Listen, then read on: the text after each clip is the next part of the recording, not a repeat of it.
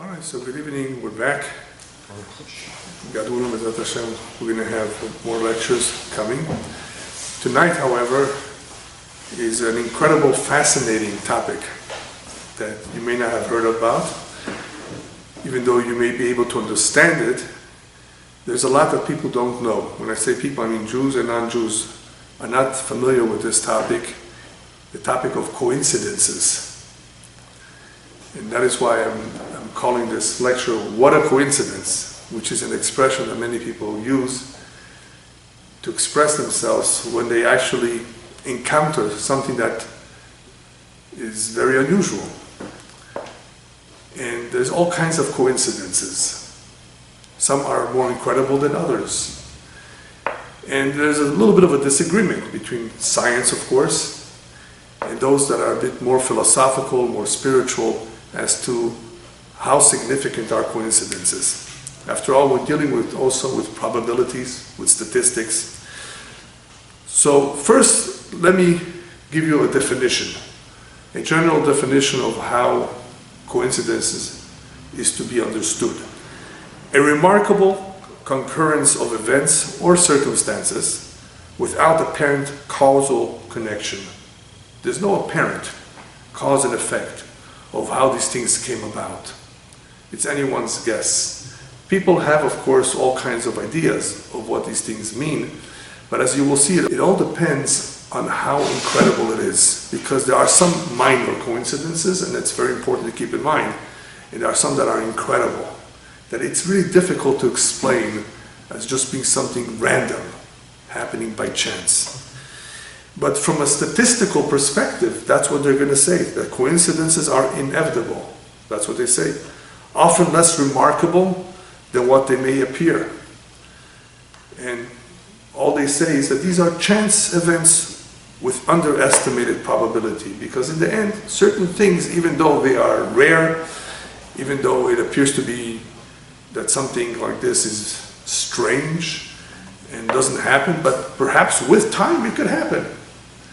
So statistics can easily explain away all these coincidences. Just give it enough time, and with more people perhaps, and with more such events, something like that can happen. So even though there are many, many kinds of situations and many, many stories, we don't have the time to go through all of them, every single type of coincidence. I'm just going to share with you a couple, and you will see that the major ones cannot be explained by statistics. Scientists would like to say, those that study statistics, that take as an example the birthday problem. They call it the birthday problem. That the probability of two persons having the same birthday already exceeds 50% if there are 23 people in the room. So you bring in more people, and the chances that two people will have the exact same birthday are greater. Yeah, but it's important to keep in mind, we're not talking about these kinds of coincidences. These are minor, and obviously, there are many things that we can call just plain coincidence that can be explained through statistics and probabilities. However, the probability in statistics does not account for meaningful occurrences, meaningful experiences, which many people have had. I think anyone can point to something in his life where it was incredible experience that you couldn't just say it's a coincidence, but some people just say it's a coincidence because they don't know any better. They don't have a better explanation for it, unless they're religious perhaps, and they see this as a sign or something. But the average person does not necessarily react. Maybe he's amazed at first, but he for sure does not have a good explanation for it. So if you look into this subject, you may not be able to figure out why certain things happen. Even if you're a religious Jew, you may not fully understand it. You may be able to define it and not call it just a coincidence. You may call it the hand of God, as I call this series. But why? Why would this happen? So we don't have the answer to all the questions, but it's important first to be able to figure out if something is just fate, part of our destiny, if this is by design, if this is from above, is this really by chance? It's important for us to be able to have clarity as much as possible. What is it that we are experiencing when something appears out of the ordinary? One of the psychiatrists, famous psychiatrists that really did a lot of work in research on this topic, and I would say he also has an open mind. I very much admire his analysis and how he approaches certain problems. And this is one of them. Coincidences. His name is Carl Jung. You may have heard of him, very famous. He's done a lot of work in various areas. And he describes, or he developed, I should say, a system called synchronicity. You can look it up. It's interesting. And how, he has a whole book about it. And how you can see that there's a connection. There's a certain synchronicity, a deeper connection between certain events and people who have somehow come together. And perhaps a better description of this synchronicity is as follows: a collision of events where something other than the probability of chance is involved. Something else. And this confluence feels meaningful. In other words, the average person with an open mind, and an open mind is extremely important here, will realize that this is meaningful. There's something to it. It couldn't just be by chance. So that's why I'm saying, depending on what exactly happened, it gets people to think. And that's what it should do. But not everybody thinks about it. They dismiss it. And they call it, it's a coincidence. But this one is meaningful. And that's the ones we're going to be focusing on tonight. Those that are incredibly out of the ordinary, that have no scientific explanation for showing that. And he gives an example. He gives many examples of how he has seen it, how he has observed this. And he writes as follows: we often dream about people, he's talking about a dream now, dream about people who we receive a letter by the next post. Just had a dream about them, and we haven't seen them, perhaps spoken to them for a while. And sure enough, we get a letter from them. And he says, I have ascertained on several occasions that at the moment when the dream occurred, the letter was already lying in the post office of the addressee. He already figured out. He actually investigated this. He says, what's this? I was able to have a dream. I was able to see something before it happened. And this may bring to mind telepathy, psychics, all kinds of paranormal ideas, let's call them, that people have either experienced, heard about, and here they see perhaps this belongs together. Perhaps there is that synchronicity there that can explain all of this.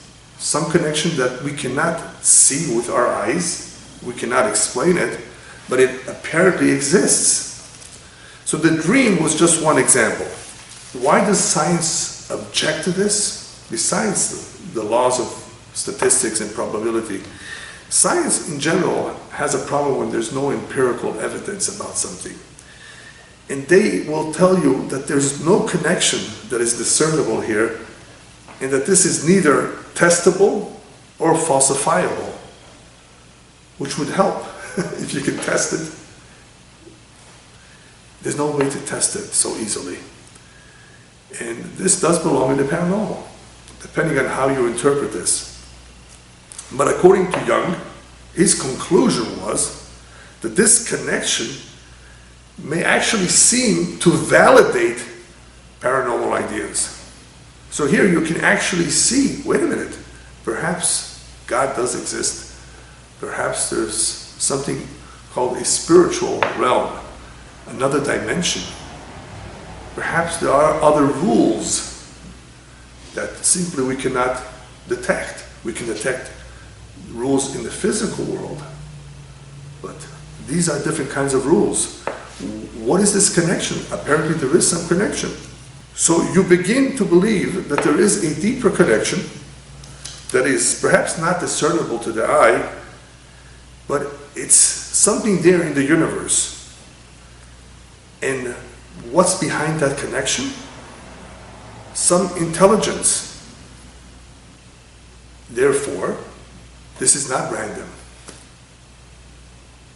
When we begin to see that this is simply different than what we're used to, something out of the ordinary that does not really follow the rules that we know, that cannot be explained through statistics, then what is it? Perhaps there is something intelligent out there. And once we say that, once we come to that conclusion, we are at the very least comfortable with saying this is not random. What it means we don't know yet, but this is not random. This perhaps happened for a reason. And that's what some people will say, nothing happens for no reason. Again, depending on what it is. I'm talking about something which is incredibly out of the ordinary.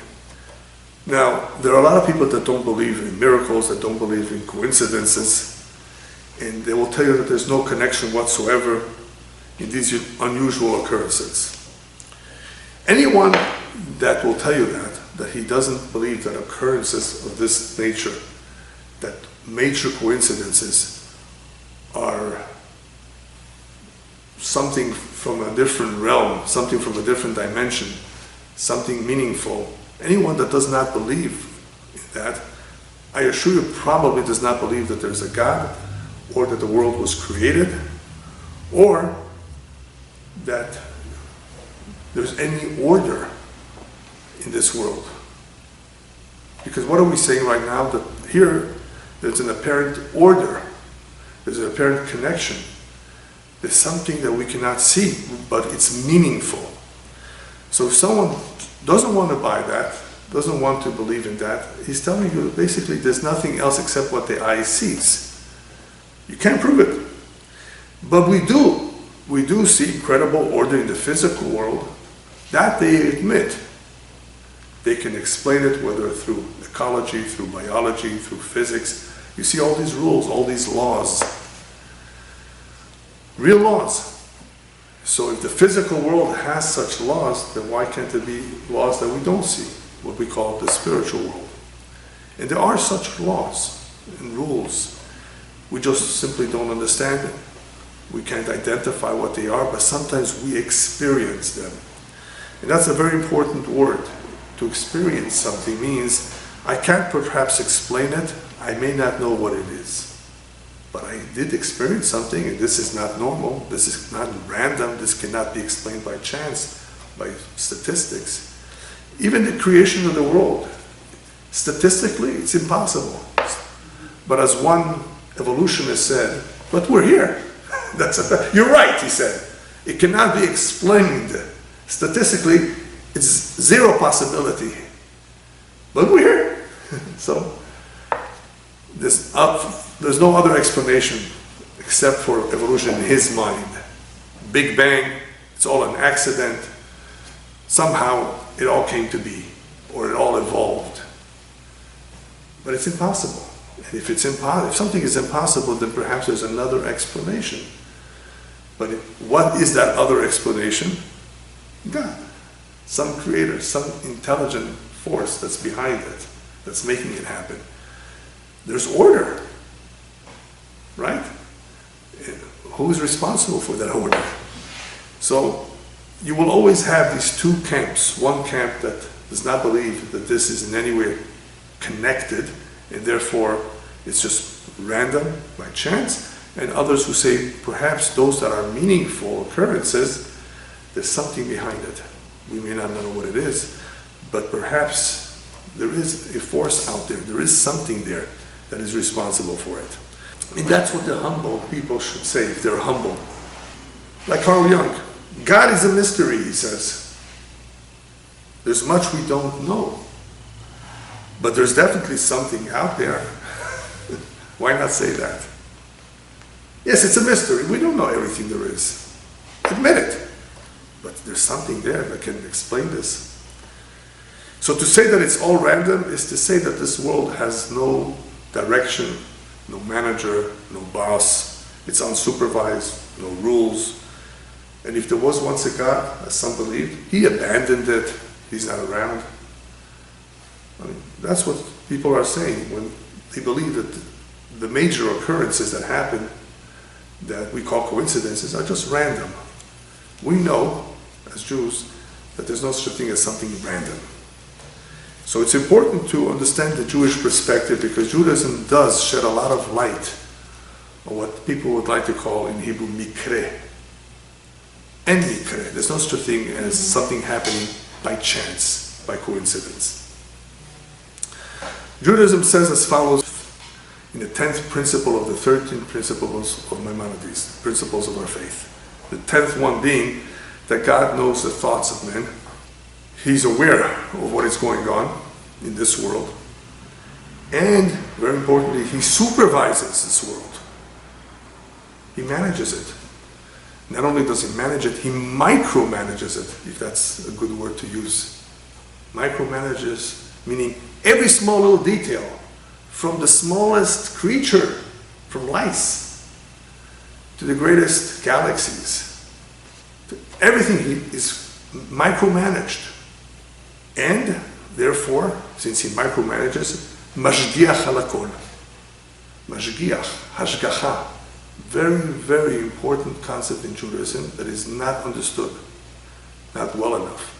Hashgacha means divine providence. It means supervision.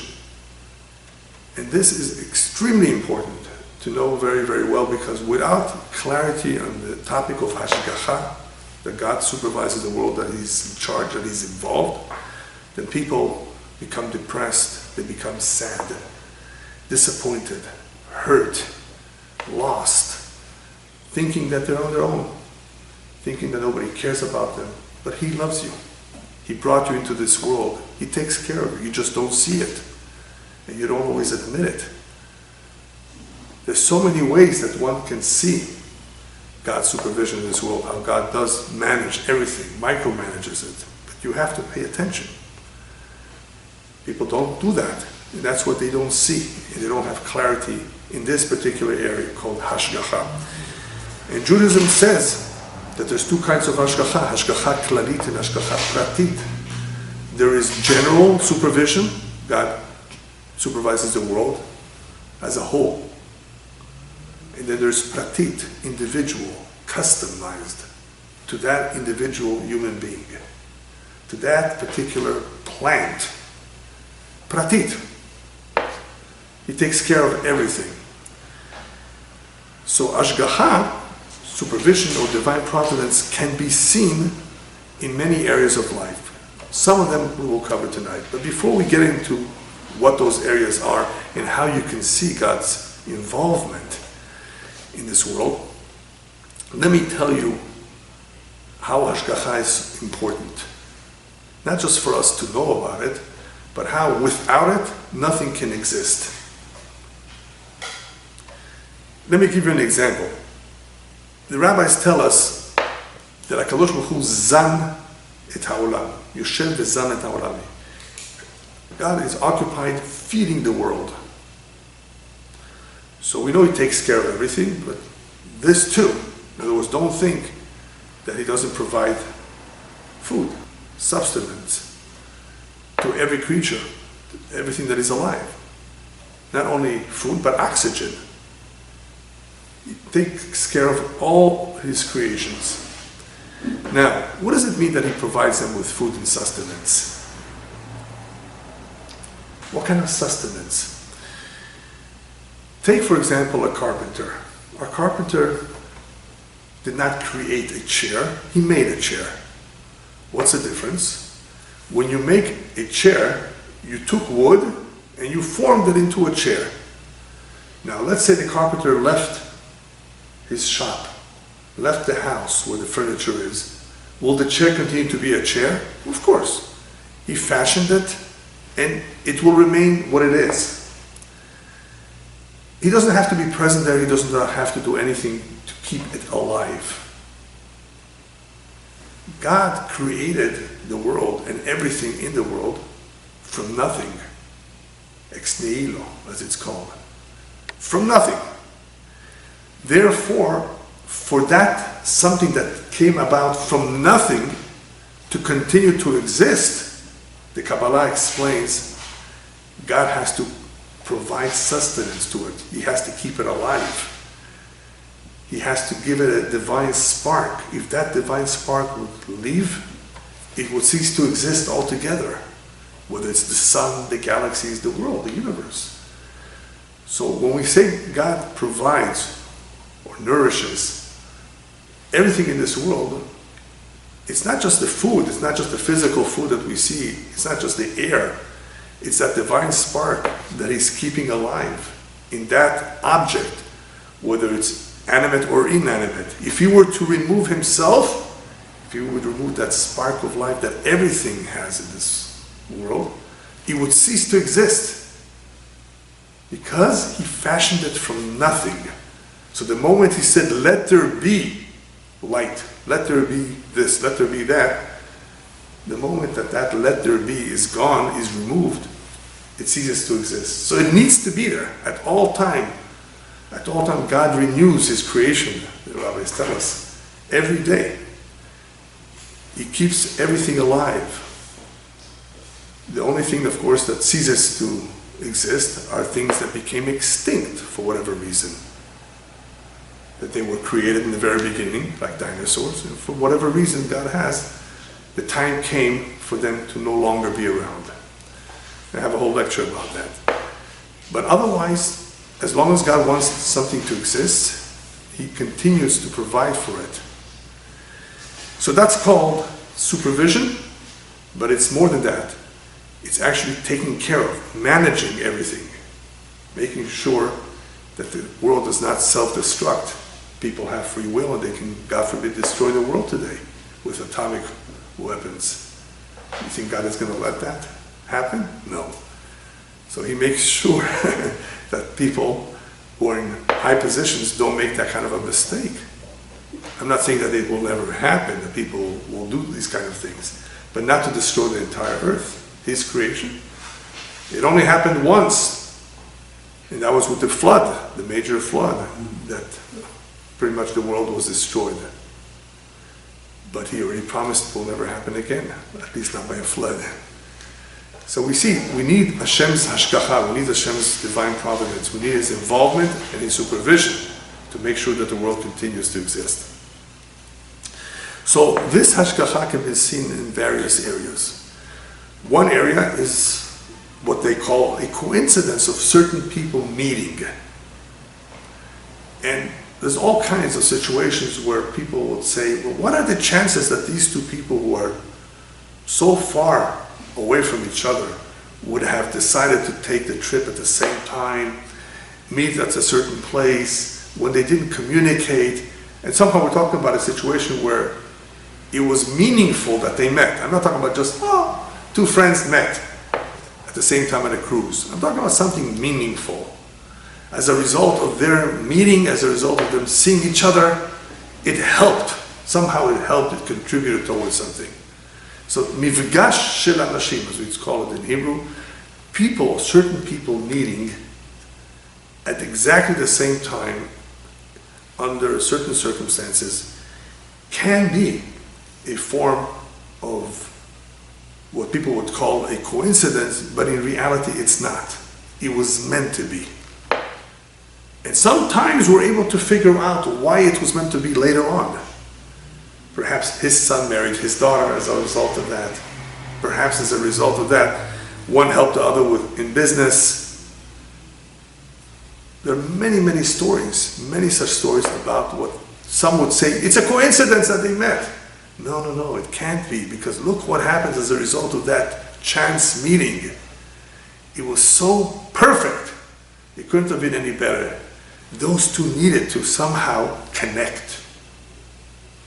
That's what the rabbis tell us in the Talmud, that Agloi de bar inash inun arvile. Man's feet guarantee to take him where they need to be. They are his guarantors. They will take you wherever you need to be.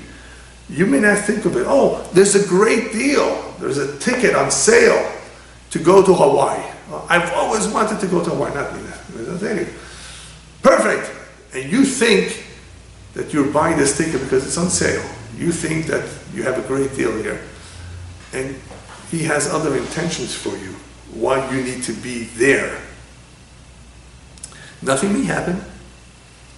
Nothing may happen. I'm not saying something for sure will happen, but when something does happen that is meaningful, then what are you going to say?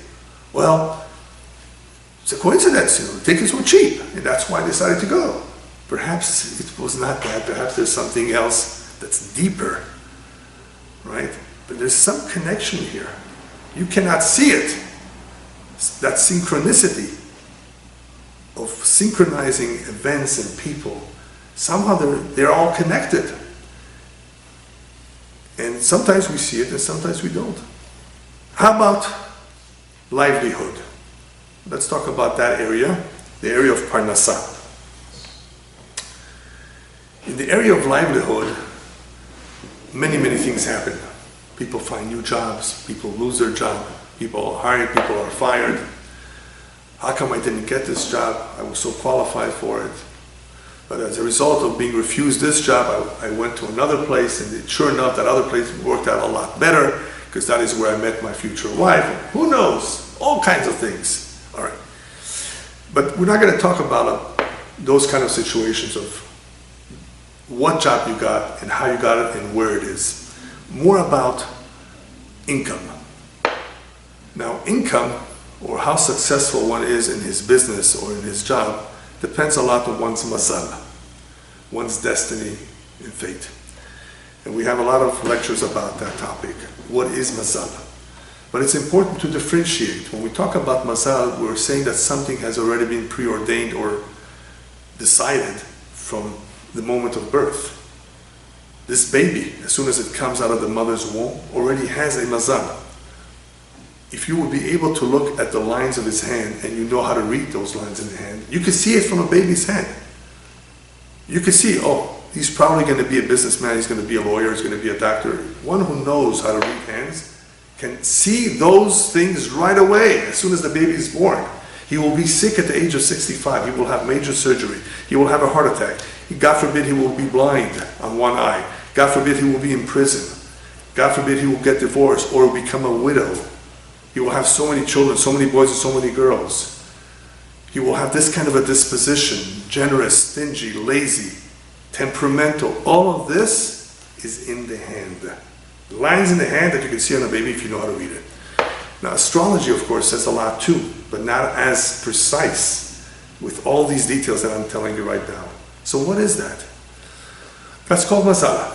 Now, even though mazal definitely is preordained from above for whatever reason, but it's a different kind of a situation because we're talking about a plan that is there from the very beginning. It's not something that occurs later on in life necessarily as a result of God saying, let this happen.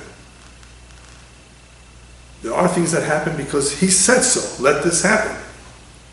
There are other situations that He said, let them happen, but from day one. So this will take place at some point in time, following that individual's mazal, which is a whole picture of one's life that contains all of these details. But I'm not going to get too much into the topic of mazal because there's already a lecture about that. Can you change the mazal or not? Is it possible to change? But what does it tell us when we see that there's a map, pretty much, or a plan from before? That there's a certain design, there's a certain order, there's someone in charge. Evolution has no explanation for this. They're going to tell you, well, I don't believe that the lines say anything. But that can be proven. That actually can be proven if there is an expert who is willing to demonstrate it. And there are those who are very knowledgeable that they can demonstrate. Maybe not with 100% accuracy, because we don't know everything, but there are certain rules, and even certain doctors can tell you that they've noticed by looking at the fingernails, by looking at the eye, at the iris, that they can see certain diseases. How come? What is it? So they might say, well, this is scientifically explained as follows. They'll give some scientific explanation for it. But what about if it was there from day one, from the baby was born? Is that by evolution somehow those lines were formed, and it sure enough, it evolved like that, it turned out like that according to that plan? There's a blueprint there. Can't you see there's a blueprint? And it's going to follow that blueprint. So we see what the rabbis tell us, Akol Tzafui, everything is known beforehand. God knows everything beforehand. He planned it out. There's a reason for it. We don't always know the reason, but we can see that there's some connection perhaps here to something either in a previous life or in the present life too.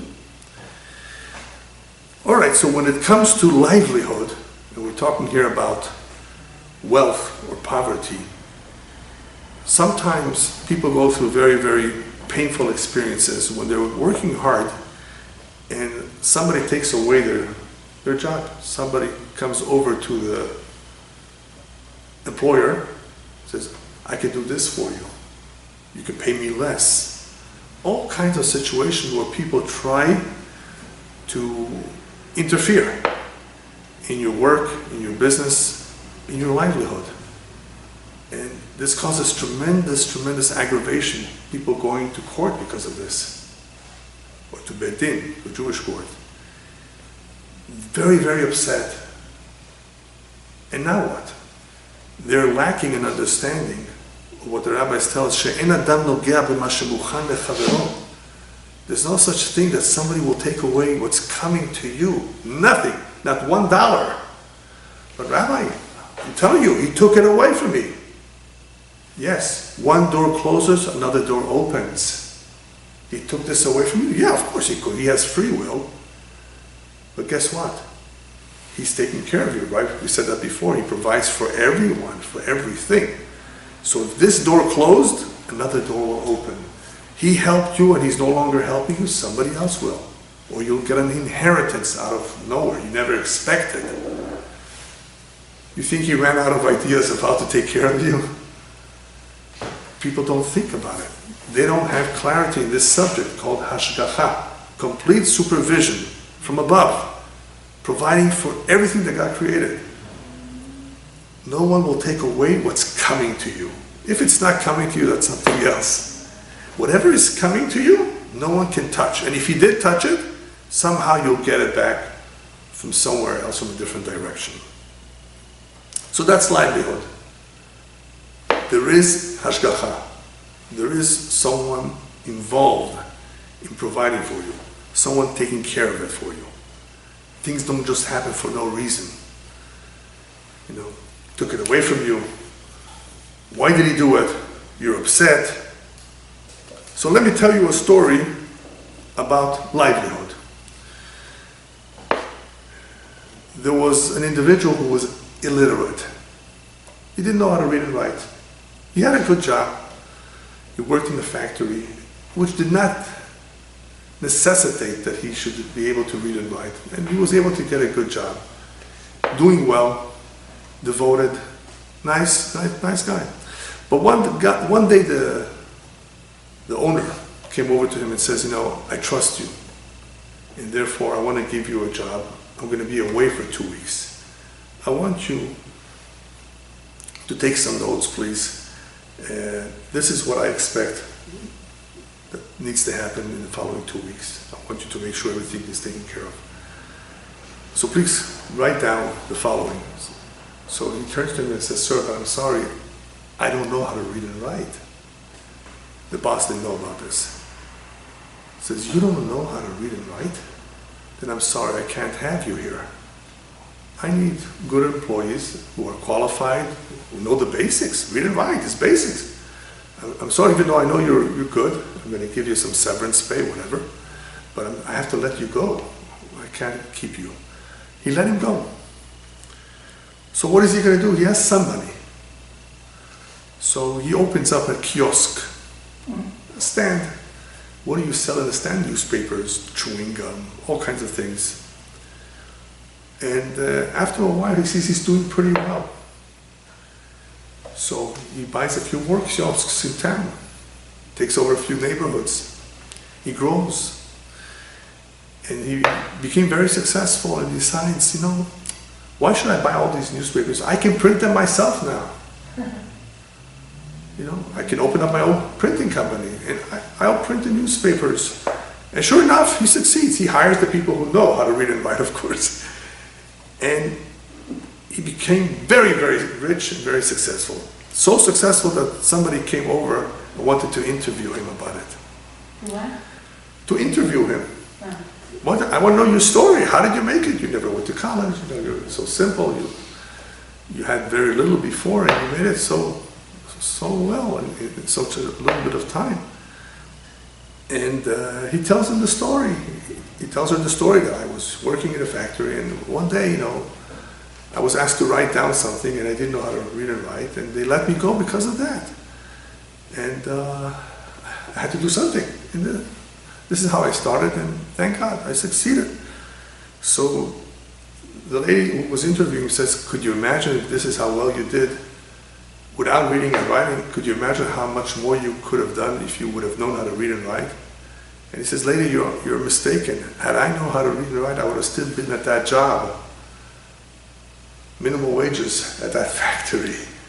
It was because I didn't know how to read and write that somehow I was fired, and that got me going to open up a kiosk and eventually the printing press. So what do you call that? That's called mazal, but there's a reason for it. We don't know how this comes about, why it comes about, but it's not just by chance. All right, now we're going to talk about the area of zivugim. Soulmates, matches. Matches are made in heaven. They don't happen by chance. Unless someone just wants to marry for the money and says, God, please, leave it to me. I'm going to make my own decision. Otherwise, God brings people together. That's what Judaism teaches. Nothing happens by chance. And I would very, very much recommend that if you're interested in reading many, many stories of such incredible, meaningful occurrences, that you buy yourself a set called Small Miracles. I think there are 7 volumes, paperback. Beautiful stories that will for sure strengthen your faith and bring you to realize that things don't just happen by chance. And some of the stories that I know are from those books. And this particular story that I'm going to tell you right now, I don't remember where I saw it. It may have been a different book, but it pretty much communicates the same idea that matches are made in heaven. They don't happen by chance. It's not a coincidence. I don't remember all the details, but pretty much what happened was that there was a group of kids playing somewhere in some street, and there was a bully who started bothering a girl, a very young girl. And another boy saw what was going on, and he immediately tried to stop the bully. But the bully was very, very strong, and he took some sharp object, either a branch or something that he caught, and he stabbed this boy in the face. And this left him a very, very ugly scar for the rest of his life. But at the very least, the girl was safe, but he was injured. Years go by, and this boy who has the scar is having a hard time finding a girl. And you can imagine why. Not every girl wants to marry him. It was very obvious, that scar. It didn't look right, and people were a little bit uneasy with seeing that, and they were not interested in him. But one day he did meet up with a girl who saw him, she liked him, and she didn't make anything of the scar. They were dating, and she was curious. Listen, you know, I like you, you're a good boy, but can you tell me, how do you get such a scar? He starts telling her, you know, many, many years ago when I was a boy in some street, was playing, and I got involved in a fight to help this girl, and I got a scar because the bully, you know, took something sharp and he stabbed me in the face. So the girl says, where was that? It was in such and such a city. When did this happen? How old were you? I was 9, 10 years old. What did the girl look like? And he starts describing. And she says, that was me. And what do you think happened after this? They got married. Of course they got married. What's the question? In other words, she didn't need more convincing. This is her hero. Now, is that by chance that they met up again? Is that by chance that she actually decided to continue dating him despite the scar? Is it by chance that she just ignored the scar and didn't care so much about it? There's a connection here. People who need to see each other, meet, marry, will somehow get together. It will happen one way or another.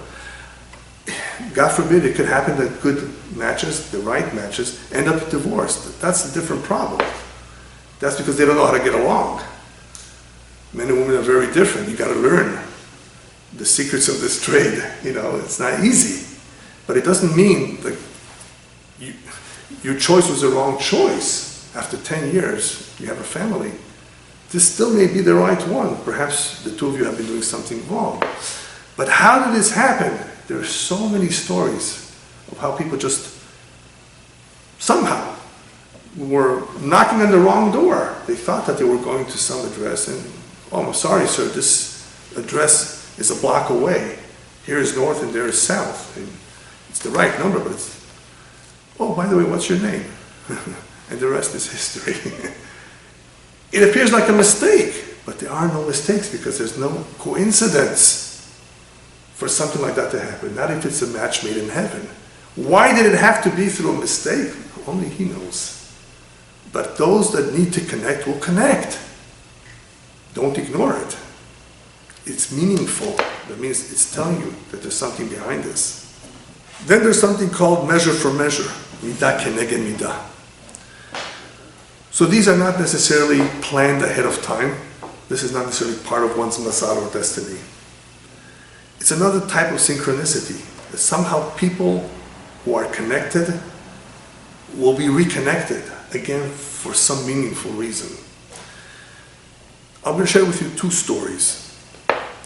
One, you recall Pan American Airlines, the one that exploded over Lockerbie in England. Remember that story? The airline that exploded, there was a bomb in the airline. And everybody, of course, was killed. There were some people who were miraculously saved. There are quite a few stories of how they were miraculously saved and did not board that plane. I'll just share with you one. An individual who was about to take a trip from London to New York to be, I think, at the wedding of a relative of his. And his original plan was to arrive in the morning, the day of the wedding. You know, that's how he was planning, and I think he already had purchased his ticket. He gets a call one day, out of the blue. He wasn't expecting it, it wasn't planned.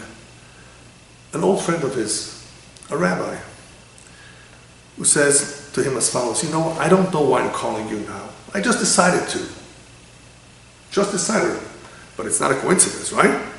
Just decided. I really don't know, but I decided to call you. I haven't spoken to you for a while. And they have this conversation, and he tells him this plan of going to New York. And he tells him, that's not a good idea. I would go one day earlier, so you have time to rest before the wedding. Don't arrive the same day. And sure enough, he made sense, and he did that. He changed his ticket one day early, and guess what happened? He survived. When he came back, the two of them had a meeting in person. And the two of them realized that his life was saved as a result of that change. Was that a coincidence that he called them? And he says, let me tell you what I think happened here. This is the rabbi. Why did I call you? Why did what I say save your life? Let's think about it together. You know, I have an idea here. He was a Holocaust survivor, this rabbi. He was a young man. And I'm just going to make it short. During the war, he was hiding in a building. There was a lady there, a very nice lady, who remained behind. Everybody was taken to the concentration camps. And somehow the Nazis let her stay there. And she saw him, and she immediately hid him in her apartment. behind the door. And the Nazis eventually came looking if there's anybody left. And they asked her, is anybody here? If there is and you're lying to us, we're going to kill you on the spot. And she said, there's no one here. They didn't just believe her, they actually checked all the closets everywhere. Somehow they didn't check behind the door. The first place they should have checked, just open the door. And he was right behind it. Somehow they didn't check. They didn't see anything and they left. And he survived the war. He says, I have a feeling, he says, look, that lady, she was your mother. She saved my life, and now I was called upon to save your life. Perhaps, you see the connection here? How come it needs to happen this way? Is that just by chance? It's meaningful, right? This is a significant coincidence. It's not just therefore a plain coincidence. One of my favorite stories, however, you may have heard of, but it pays to repeat it, was about a young man who was on his way somewhere. There's different versions of the story. You know, when it comes to stories, some people like to embellish it. So I'm going to follow that version of a little bit of embellishment, even though it's a lot simpler. Young man, some say he was poor, perhaps he was not poor, and he was very thirsty. And somehow he knocked at the door, and a young girl came out, and she saw that he was thirsty, he needed something to drink, and all he asked was for water, and she brought him milk. And I recall that from another version of the story, she gave him milk and cookies. And obviously that made him very happy. It satisfied him. And he went on his way. Years later, I don't know how many years, perhaps 20 years later, 30 years later, many years later, this little girl became a woman, you know.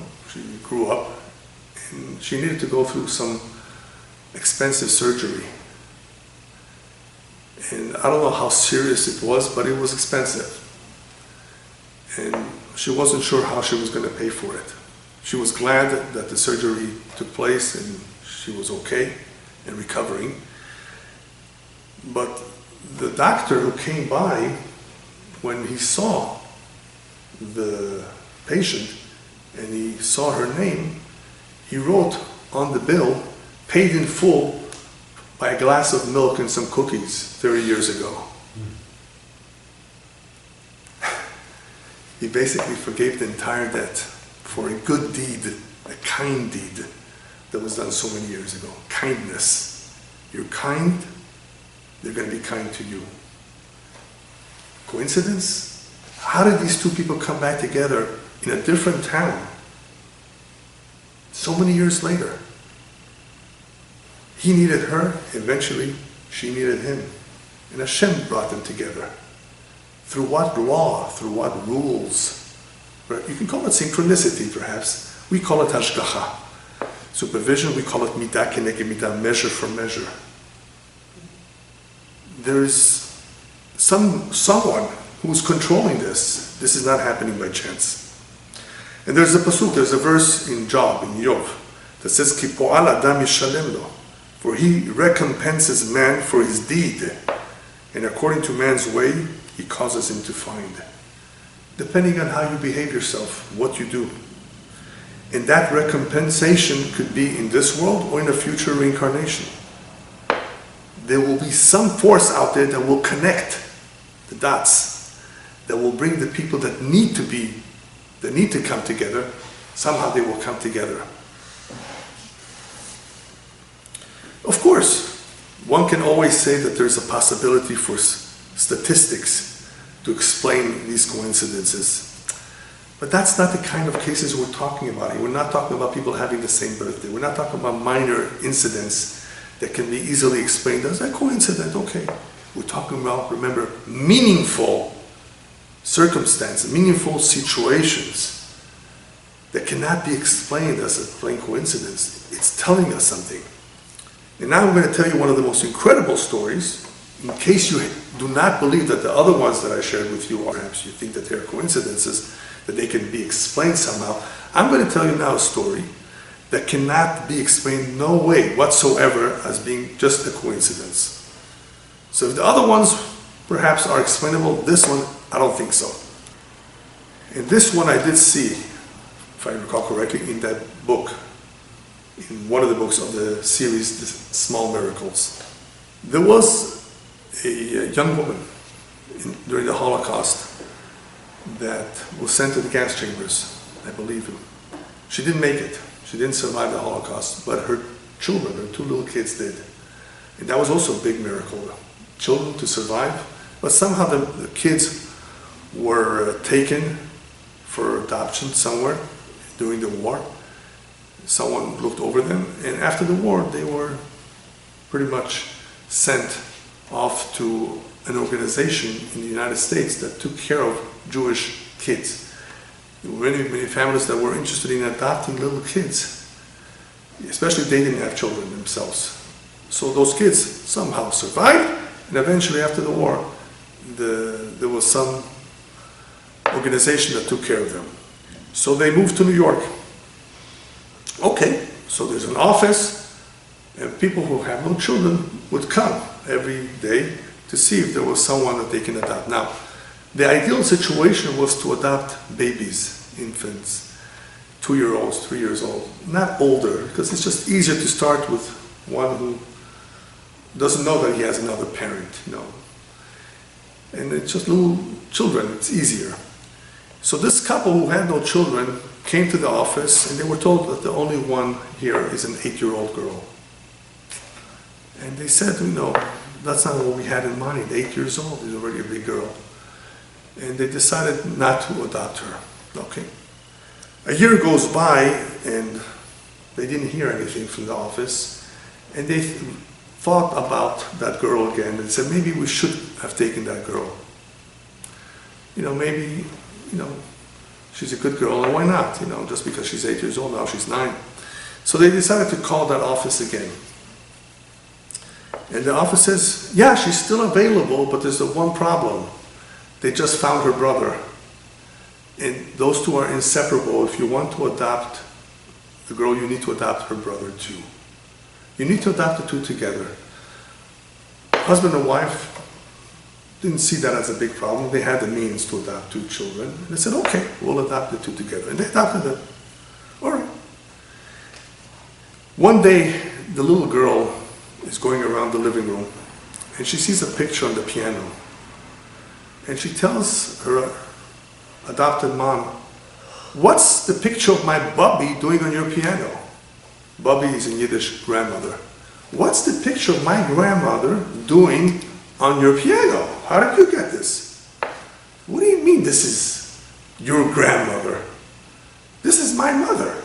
What do you mean your grandmother? You sure? What are you talking about? Yeah, this is my Bubby, my grandma. And she didn't believe her, so she took out from her valise a picture. I think it was the exact same picture from this grandmother, and she was in shock because she just realized that she adopted her sister's children. She just realized that these are the kids of her sister that was killed in the Holocaust. Who put those kids in her home? How did that happen? That she should adopt those 2 kids of all the children in the entire world. They landed at the home of the best person possible to adopt those children, that is a sister. What do you say to that? Incredible, incredible, incredible. So therefore, when you see these stories, what do you say about a coincidence? It's a small miracle. It's not a coincidence. Something that is so meaningful is a small miracle. Why do they happen? We don't have all the explanations, but I like one. I like one explanation that I'd like to share with you by a famous poet by the name of Friedrich Buechner, that coincidences are God's way of getting our attention. I think he's very, very right. Even though there's obviously a good reason behind these events, these occurrences, but the fact that we take notice of them, because he wants us to get our attention. How does he get our attention? So in order to get our attention, There's all kinds of things that happen in our life. One of them we spoke a little bit about before. It's called a dream. And sometimes what happens in the dream is that it awakens us to something. It tells us something that may potentially happen in the future. I'm talking about the real dreams, not the fake dreams. They could be warning us of something. So God has a way of bringing something to our attention.